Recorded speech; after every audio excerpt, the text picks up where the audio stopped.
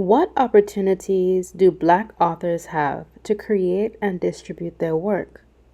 What efforts have scholars made to provide access to Black texts, both in print and digital forms? What does book history tell us about how or why certain texts are preserved? We'll be diving into these questions and many more on this week's episode of Stay True to Yourshelf podcast. This is a podcast that is dedicated to literature that gives voice to underrepresented writers. This is Stay True to Yourshelf podcast.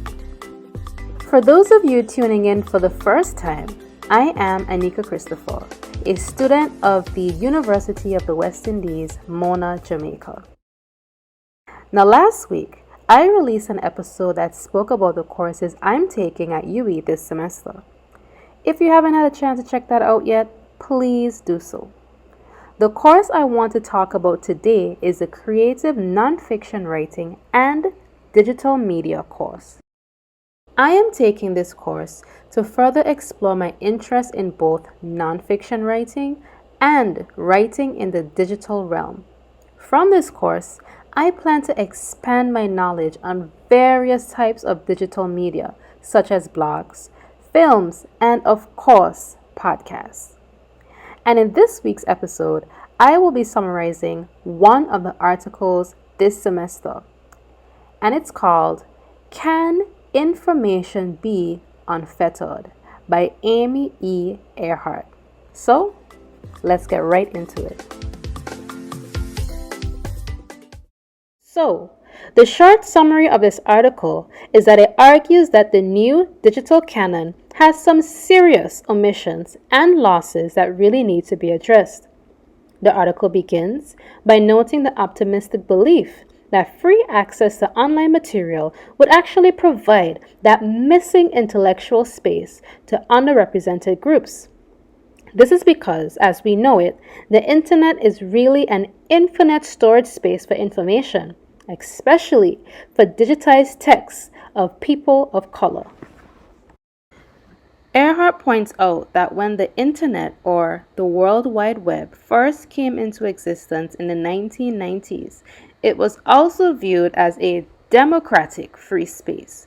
There were lots of space that had not been claimed yet by large-scale corporations, and so as a result, people like hackers and scientists, they were fighting to seize this space from these large-scale corporations. They believed in three basic principles or ideas. That one, access to computers should be unlimited and total. Two, all information should be free. And three, mistrust authority and promote decentralization. Now, these views of decentralization is really what drove the recovery projects that grew in the 90s and early 2000s.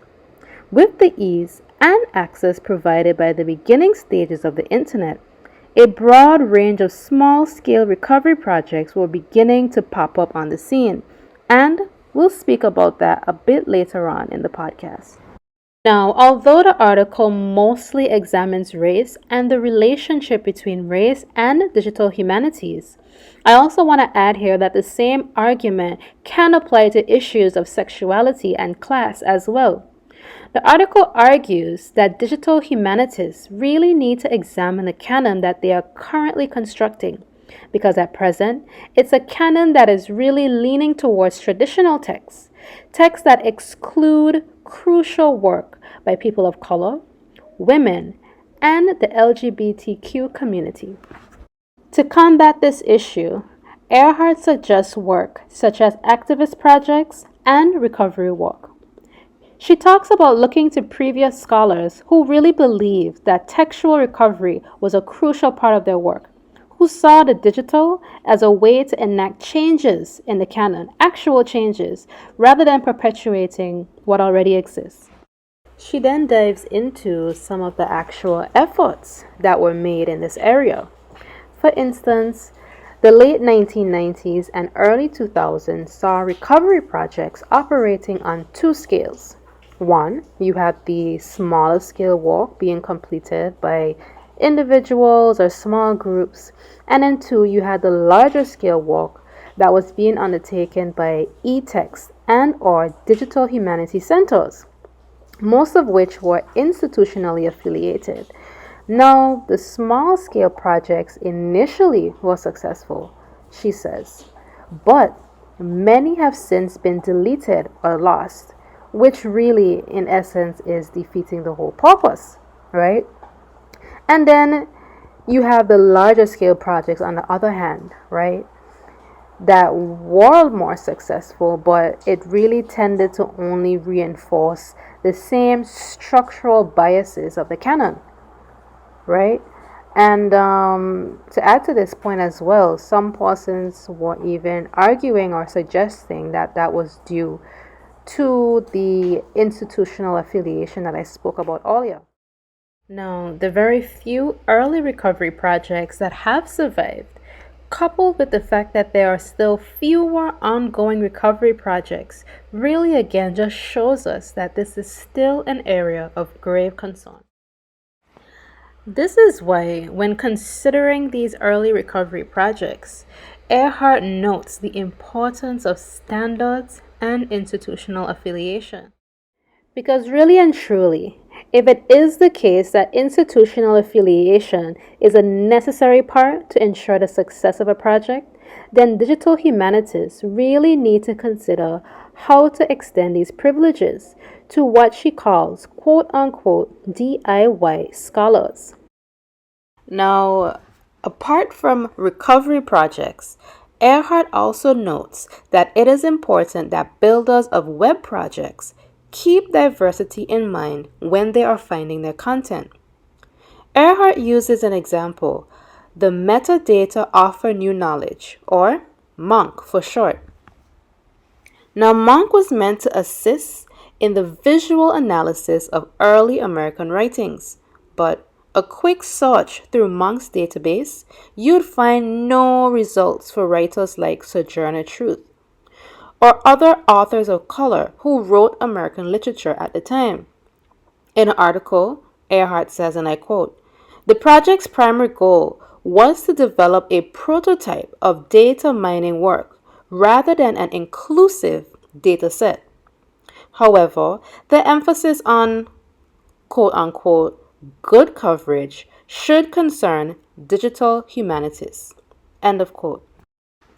So, if the project really aimed to create a larger database that a single scholar could find for themselves, then it should be important that the people actually putting these things together care about the importance of cultural criticism. And that concludes the summary of the article, Can Information Be Unfettered by Amy Earhart, bringing us to the end of this week's episode. But before we go, as I always do, I'll leave you with a few questions to consider for next week's episode. First question, what tools and or strategies can we use to ensure the survival of the work we spoke about, work of underrepresented writers?